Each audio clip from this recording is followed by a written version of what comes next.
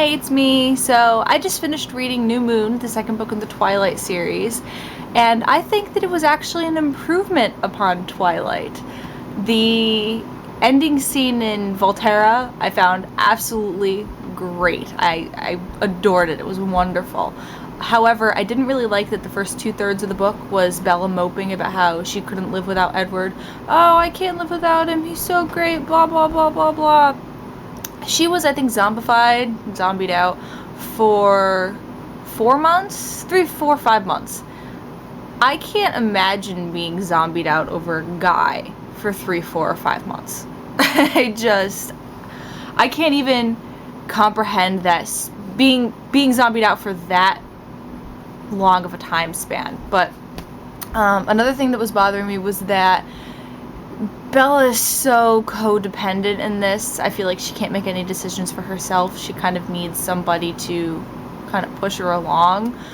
And I think that anything that could be mistaken for her being brave was either her doing something stupid because she wanted to hear Edward's voice, or in the end in the Volterra scene where she's just kind of not doing anything and cowering in the corner while she's being all, oh, I have uber denied powers, and isn't affected by any of the vampire's powers. As far as the writing goes, Stephenie Meyer is obviously Romeo and Juliet fan, as am I. I really enjoyed Romeo and Juliet. It's my favorite Shakespeare play, but I don't know, I feel like she kind of tried to rewrite Romeo and Juliet.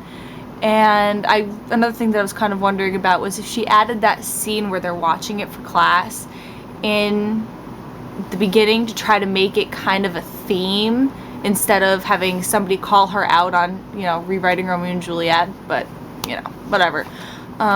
Something that my boyfriend actually pointed out was, he refuses to read Twilight, by the way.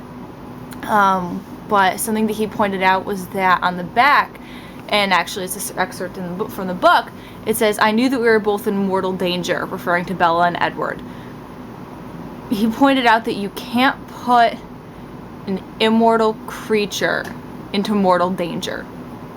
And I thought about it, and I agree with him. I think that Stephenie Meyer, whatever her name is, needs to invest in a thesaurus. Because I definitely think that there was another word other than mortal that she could have used there. Maybe eminent. That would have worked. Once again, I'm not really going to go into the whole abusive boyfriend thing.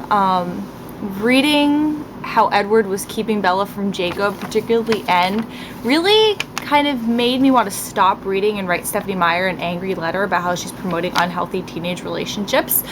But, I'm sure that she has a ton already, so whatever. And I think with that, I'm actually going to go off and read the third book. I actually caved and went out and I bought the second one because I couldn't wait for my boyfriend's sister to get home and finish it. So I went out and bought it, and then today I went out and bought the third one. My friend Vanessa says that people like me are the reason that bad books become bestsellers. That might be true, but I think that she's really just angry that I'm not reading her vampire novel. So, whatever. So anyway, the second one had a little bit more promise, so we'll see about the third one. Maybe it's on an uphill trend, I'm hoping.